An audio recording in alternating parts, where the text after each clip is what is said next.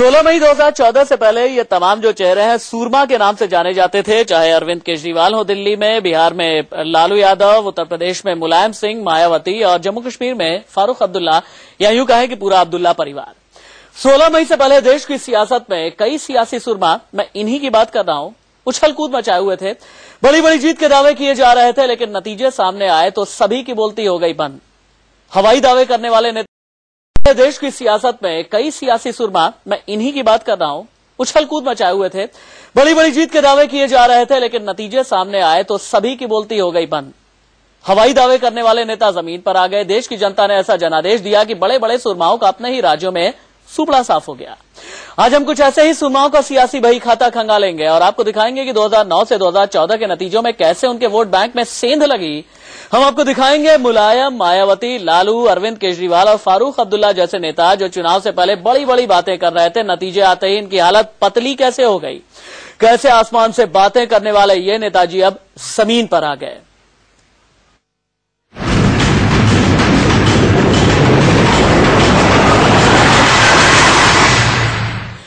देश के सबसे बड़े सूबे से करेंगे शुरुआत और देश के सबसे बड़े सूबे में जो सबसे बड़ा नाम आज की तारीख में, या यूं कहे कि 16 मई से पहले हुआ करता था, वो थे मुलायम सिंह यादव।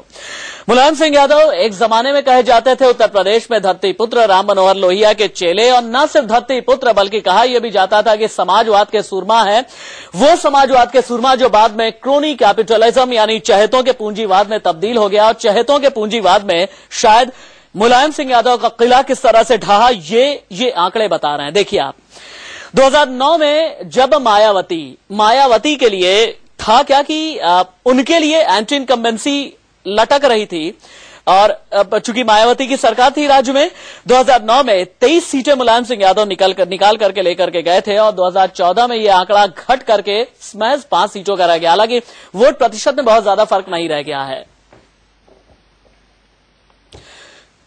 यूपी के सूरमा नेता मुलायम सिंह यादव का हाल हम आपको दिखा रहे हैं। मुलायम सिंह यादव चुनाव से पहले यह भी कहते हुए पाए गए थे कि पार्टी समर्थकों और नेताओं से लगातार ये मांग करते थे कि उन्हें ज्यादा से ज्यादा सीट मिले, ताकि किसी भी पार्टी को बहुमत न मिलने की स्थिति में वो पीएम बनने का सपना साकार कर सकें। लेकिन नतीजे आए तो नेताजी के सपने चकनाचूर हो गए। चलिए नेताजी का हाल जानने के लिए सीधे मैं लखनऊ का रुख करना चाहूंगा। विपिन चौबे मेरे सहयोगी मेरे साथ में मौजूद है। विपिन चौबे, मुझे बताइए, नेताजी 3 बार उत्तर प्रदेश के सीएम रहे, 2003 से 2007 में, 1993 से लेकर के 1995 तक, उससे पहले 1989 से लेकर के 1991 तक। समाजवादी पार्टी के अंदर खाने क्या कुछ खलबली मची हुई है? इस हार का जिम्मेदार किसे माना जा रहा है? देखिए, सीधे तौर पर बौखलाहट राष्ट्रीय अध्यक्ष से लेकर और जमीन तक है। हर किसी को विश्वास नहीं हो रहा है कि 2007 से लेकर 7 से अगर देखें तो समाजवादी पार्टी का ग्राफ बढ़ता गया है। 7 के बाद 2009 के चुनाव हुए, ग्राफ थोड़ा बढ़ा, 23 सांसद चुनकर आए। 12 तक आते आते जनता का इतना विश्वास जीत लिया कि खुद समाजवादी पार्टी को यकीन नहीं हो रहा था कि 224 विधायक वो जीतकर पूर्ण बहुमत की सरकार पहली बार अपने इतिहास में समाजवादी पार्टी बनाने जा रही है। लेकिन आखिर ऐसा क्या हो गया कि 2014 तक आते आते 224 विधायकों वाली समाजवादी पार्टी 5 सांसदों तक सीमित क्यों हो गई? कहां गलती हो गई? इसी बात को लेकर मंथन हो रहा है। और ये जो कुनबा है, ये पार्टी एक कुनबे तक सिमट कर रह गई। हालांकि अगर वोट परसेंटेज की बात करें तो 2009 के चुनाव में 23.26% इनको वोट मिला था, और इस बार 22.5, तकरीबन 1% का डिक्रीज है। लेकिन सवाल यह है कि जो 12 से 15% या 18% वोट बढ़ा है, वो मार्जिन समाजवादी पार्टी को क्यों नहीं मिला? यानी कहीं ना कहीं विश्वास जीतने में नाकामयाब रही है। एंटी इनकम्बेंसी का फैक्टर भी काम किया है, संगठन में बिखराव था, मंत्री विधायकों ने सपोर्ट नहीं किया, और कहीं ना कहीं सरकार की कार्यप्रणाली को लेकर शक था। लेकिन सबसे बड़ा जो ठीकरा फोड़ा जा रहा है एक वे बीच का निकालने के लिए, वो कांग्रेस पर फोड़ा जा रहा है कि जिसने कांग्रेस को सपोर्ट किया। मुझे एक बात बताइएगा विपिन, देखिए मुलायम सिंह यादव का ग्राफ उत्तर प्रदेश के अंदर किस तरीके का रहा है, थोड़ा सा याद दिलाना जरूरी है। 1967 में पहला विधानसभा चुनाव जीता, उसके बाद से लगातार 8 विधानसभा चुनाव जीतते हुए चले आए। 1980 का वो दौर था जब लोकदल के प्रेसिडेंट बने उत्तर प्रदेश के अंदर, और वीपी सिंह गवर्नमेंट का जब डिबैकल हुआ सेंटर में, उसके बाद उत्तर प्रदेश में किस तरह से उदय हुआ, हमें सब कुछ याद आता है। लेकिन मुलायम सिंह यादव ने अपनी राजनीति की बुनियाद सिर्फ जातिवाद की प्रयोगशाला तक रखा, कभी मुस्लिम्स की बात की, कभी यादव की बात की, गाहे बगाहे इसी तरीके की बातें करते रहे। क्या जनता का मूड मुलायम सिंह यादव भांप नहीं पाए? उन्हें यह लगा कि 70 के दशक के अंत, 70 के दशक में, 80 के दशक में या 90 के दशक में जो उत्तर प्रदेश हुआ करता था, आज भी वही उत्तर प्रदेश है, और इसीलिए उसी एक ढर्रे पर चलते रह गए, और उसका नतीजा यह रहा कि समाजवादी पार्टी पूरी तरह से साफ सी नजर आई।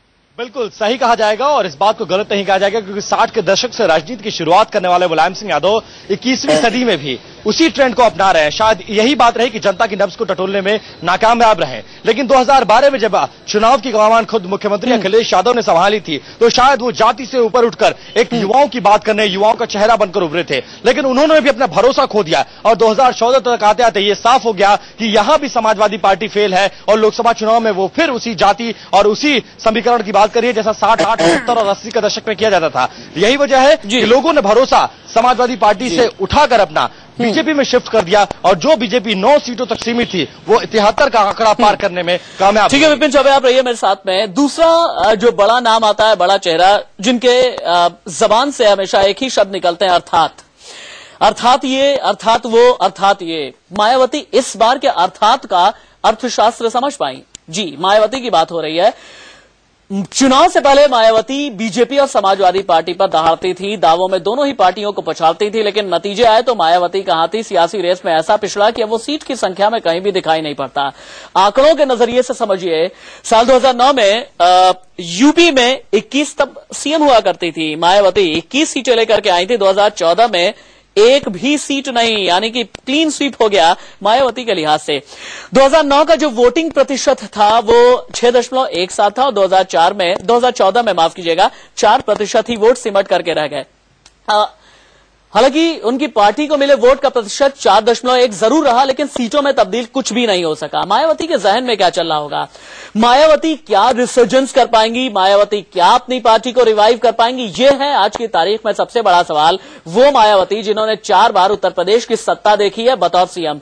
एक बार फिर से विपिन चौबे के पास साथ में मैं चलना चाहूंगा, लेकिन उससे पहले हार के बाद मायावती ने क्या कुछ कहा है, देखिए आप।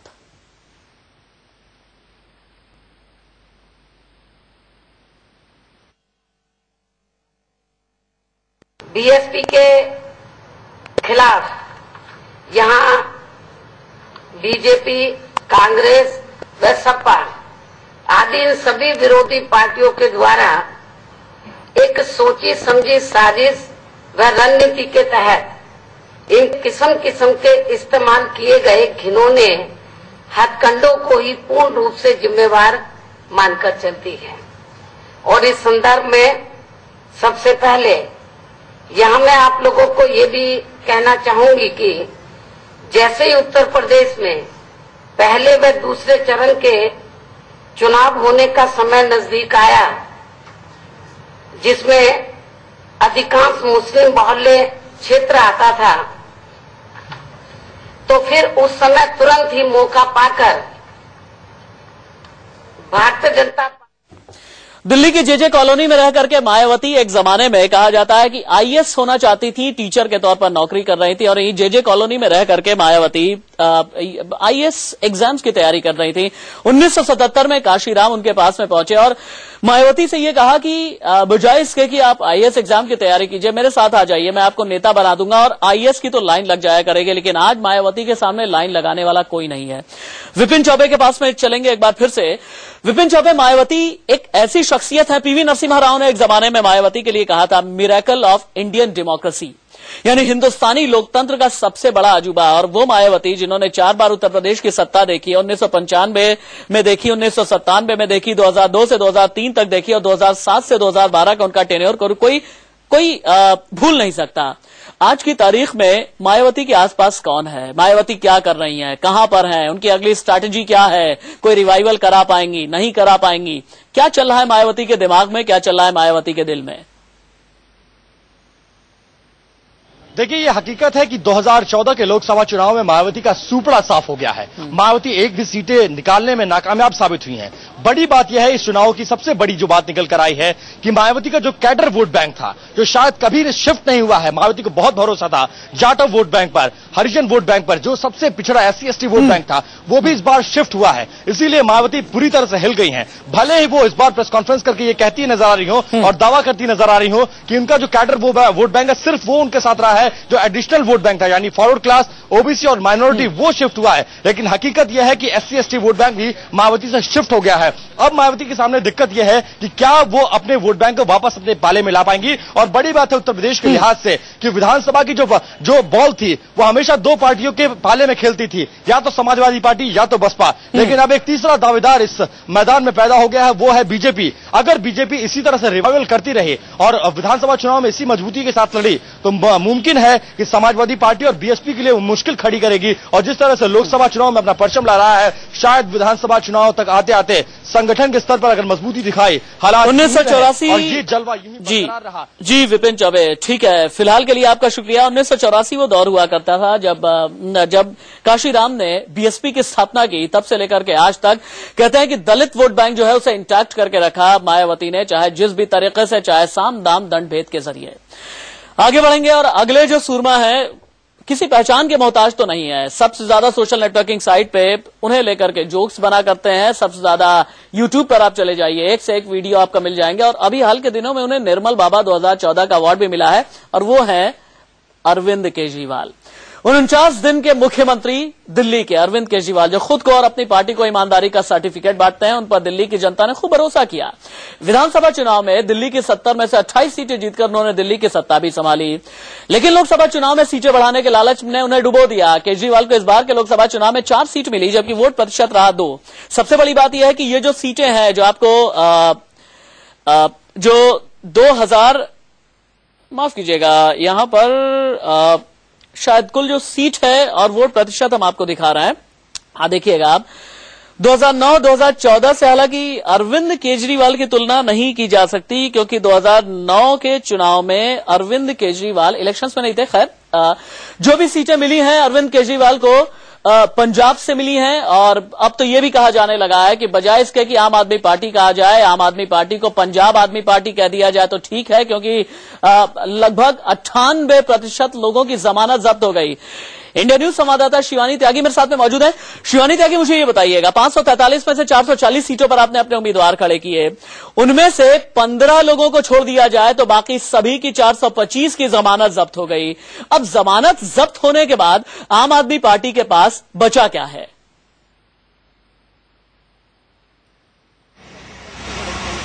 देखिए, यहाँ पे अगर बात करी जाए आम आदमी पार्टी की, तो यहाँ कहीं ना कहीं वो जो मुगालते में थी पूरी पार्टी, खासकर की जो संयोजक थे इस मुगालते में, कि जो उपलब्धि उनको विधानसभा चुनावों में, दिल्ली विधानसभा चुनावों में हुई थी, तो कहीं ना कहीं वो ये मान बैठे थे कि लोकसभा में भी वो अपनी पैठ बना सकते हैं, एक राष्ट्रीय स्तर की पार्टी पे वो निखर के उभर के आ सकते हैं। पर ऐसा नहीं हुआ, वो उनके सारे सपने धराशायी हो गए। शिवानी, मुझे खबर बताइए, शिवानी मुझे ये बताइए, अरविंद क्या कर रहे हैं, कुमार विश्वास क्या कर रहे हैं, शाजिया इल्मी क्या कर रही हैं, आशुतोष क्या कर रहे हैं, योगेंद्र यादव क्या कर रहे हैं, क्या कर रहे हैं ये लोग, क्या हाल है इनका? देखिए, यहाँ पे अगर देखें, ये पार्टी के आला नेता हैं। अब आत्ममंथन, आत्मचिंतन चल रहा है। यहाँ माना यह जा रहा है कि ये आपस में बैठेंगे। कल जिस तरीके की बयानबाजी हुई थी, कुछ लोगों का कहना था कि अब अरविंद केजरीवाल को दिल्ली विधानसभा संभालना चाहिए, जिसकी बाद में शाम तक आते आते उन्होंने इस बात का खंडन किया कि अभी हम इस पर कोई चर्चा नहीं कर रहे। पर यहाँ अगर अंदर खानों की बात करें तो चर्चाओं का दौर जारी है। अब मंथन चल रहा है इस पूरी लोकसभा में, जो परिणाम आए हैं। अब आगे विधानसभा चुनाव दिल्ली के जो, आपका शुक्रिया दिल्ली की राजनीति पर आगे आपसे बात होगी। लेकिन बिहार में भी कई चेहरे हैं जिनका सुपड़ा साफ हुआ है। मुलायम सिंह यादव, माफ कीजिएगा, लालू यादव, उनकी सियासत की भी बात होगी। लालू यादव के बारे में हम आपको बताएंगे कि किस तरह अपने रिवाइवल का सोच रहे थे। ये लग रहा था कि लालटेन फिर से जलेगी। इसके अलावा राज ठाकरे, विश्व अमन की राजनीति करके राज ठाकरे ने अपनी सियासत की बुनियाद रखी। और इसके अलावा फारूक अब्दुल्ला की भी बात करेंगे। अब्दुल्लास की जो पॉलिटिकल डायनास्टी है वो किस तरीके से हिल गई है, उसकी बुनियाद ये हम आपको बताएंगे। सूरमा लालू प्रसाद यादव की, लालू यादव ने चुनाव से पहले बिहार में अपनी खोई जमीन वापस पाने का पूरा दम्भ दिखाया। उम्मीद जताई कि नतीजे अप्रत्याशित होंगे। टिकट के बंटवारे में लालू ने परिवारवाद की लकीर को भी आगे बढ़ाया, लेकिन नतीजे उनके सपने धरे के धरे रह गए। आंकड़ों की बात की जाए तो आरजेडी को साल 2009 में बिहार में 4 सीट मिली थी, 2014 में भी 4 सीट मिली है, लेकिन इस बार चूंकि काफी हद तक चीजें बदली हुई सी थी। इस बार जेडीयू और बीजेपी साथ में नहीं थे। इस बार एलजेपी के रामविलास पासवान लालू के साथ में नहीं थे। कहा यह जा रहा था कि लालू प्रसाद यादव के लिए जेडीयू की जो राज्य सरकार की एंटी इनकम्बेंसी है वो बहुत ज्यादा काम करेगी। कांग्रेस का साथ लेना शायद इस बार फिर इनके लिए बेहतर हो जाए। और सबसे बड़ी बात यह है, लालू यादव इस बार अपने मुस्लिम यादव MY समीकरण को रिवाइव करने की फिराक में थे। उनकी तरफ से गाहे बगाहे इस तरह के संकेत मिलते चले गए। हालांकि उनके साथी रामकृपाल यादव ने उनका साथ छोड़ा, उनकी बिटिया मीसा भारती जीत भी नहीं पाई है। ये सब बहुत बड़ा सेटबैक था लालू यादव के लिए। इंडिया न्यूज संवाददाता अभिषेक चंद्रा फोन लाइन पर मेरे साथ में मौजूद है। अभिषेक चंद्रा, मुझे ये बताइए कि राज्य में जो सियासी भूचाल आया हुआ है, लालू यादव उस पर नजर बनाए हुए हैं, लेकिन लालू यादव पार्टी के अस्तित्व को लेकर के इस वक्त क्या सोचते हैं? राशिद, बिल्कुल जो बिहार में भूचाल है उस पर सब सारी पार्टियों की नजर है। कांग्रेस ने भी नजर बनाए रखा है, लालू ने भी पैनी नजर बनाई हुई है और कहीं न कहीं उनके भी अस्तित्व का सवाल है। बहुत बड़ा दांव 2014 16% के मुस्लिम और 11% के यादव को छोड़ करके और कुछ भी अभी है क्या उनके मन में? नहीं, फिलहाल उनकी झोली जो है सो खाली नजर आ रही है और बहुत उम्मीदें थी लालू को 2014 के इन लोकसभा चुनावों पर, मगर रिजल्ट कोई बहुत ज्यादा उनके लिए अच्छा नहीं आया। तो कह सकते हैं कि कहीं न कहीं लालू यादव की उम्मीदों पर पानी फिरा है 2014 के लोकसभा चुनाव के नतीजों में। ठीक है अभिषेक चंद्रा, बहुत शुक्रिया आपका इस तमाम जानकारी के लिए। तो लालू प्रसाद यादव की लालटेन बुझ ही गई, यही कह सकते हैं। बात आगे बढ़ते हुए बयानवी राज ठाकरे की, नॉर्थ ईस्ट के लोगों से खुन्नस निकालने वाले, उत्तर भारत के लोगों से माफ कीजिएगा, खुन्नस निकालने वाले राज ठाकरे को इस बार के लोकसभा चुनाव से खासी उम्मीदें थी, लेकिन उनके सपने भी धराशायी हो गए। राज ठाकरे को 2009 के लोकसभा चुनाव में एक भी सीट नहीं मिली, जबकि उनका वोट प्रतिशत वोट प्रतिशत तो नहीं है, ये वोट प्रतिशत नहीं है, इसको ठीक किया जाए, क्योंकि उन्हें 15 लाख के आसपास के वोट मिले हैं। ये वोट प्रतिशत नहीं है, ये लाख में वोट है। जी ठीक है। ये पिछली बार उन्हें 7 लाख वोट मिले थे, इस बार 15 लाख। हालांकि 2009 में 15 लाख वोट मिले थे, इस बार 7 लाख उन्हें वोट मिले हैं। और सीट पिछली बार भी एक भी नहीं थी, इस बार भी नहीं। हालांकि पिछली बार राज ठाकरे ने शिवसेना को महाराष्ट्र के अंदर बहुत नुकसान पहुंचाया था, लेकिन इस बार राज ठाकरे कुछ भी करते हुए नजर नहीं आए। हालांकि बीच बीच में वो ये कहते रह गए कि नरेंद्र मोदी को किसी भी कीमत पर हम समर्थन देंगे, बीजेपी को समर्थन हो ना हो, लेकिन नरेंद्र मोदी के लिए हमारा समर्थन रहेगा। राज ठाकरे लगातार ये कहते रहे हैं और राज ठाकरे कुछ भी नहीं कर पाए। हालांकि पिछले दिनों हमने देखा था कि विधानसभा चुनाव जो 2009 के थे उसमें भी राज ठाकरे ने अपना असर दिखाया था। जो इसके अलावा म्युनिसिपल कॉर्पोरेशन के जो इलेक्शंस रहे उसमें भी राज ठाकरे ने अपना असर दिखाया, लेकिन राज ठाकरे अपना कोई असर लोकसभा चुनाव 2014 में दिखा नहीं पाए।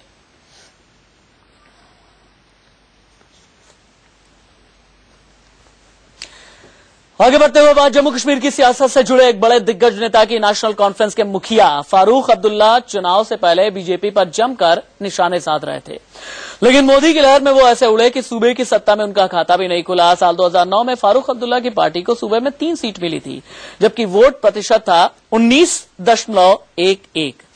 2014 में वोट प्रतिशत लगभग 8 से 8.8% उनका वोट घट गया और जो सीटों की संख्या है वो एक भी नहीं पहुंच पाई और एक भी सीट उन्हें नहीं मिली 2009 में, जबकि 3 सीटें फारूक अब्दुल्ला को मिली थी। ये वो परिवार है, फारूक अब्दुल्ला का ये वो परिवार है जिसने जम्मू कश्मीर पर राज किया है। शेख अब्दुल्ला के जमाने से लेकर के आज तक जम्मू कश्मीर में इनकी तूती बोला करती है। ये वही फारूक अब्दुल्ला है जिन्होंने ये कहा था कि अगर 16 मई के बाद देश में फिरका परस्त ताकतें आएंगी तो कश्मीर को लेकर के बड़ा विवादित सा बयान इन्होंने दिया था और वहां पर भी चीजें बांटने की कोशिश की थी। और लेकिन सबसे बड़ा सवाल यह है कि सबसे बड़ी बात यह है कि हिंदुस्तान में कहते हैं कि कभी भी अहंकार की राजनीति नहीं चलती। पॉलिटिकल एरोगेंस अगर आप में आ गया और आपने ये सोच लिया कि आप मठाधीश हो गए हैं और देश की जनता आपको आपके सिंहासन से हटा नहीं सकती, तो याद रखिएगा कि इसी देश में यह कहा जाता है कि सिंहासन खाली करो कि जनता आती है।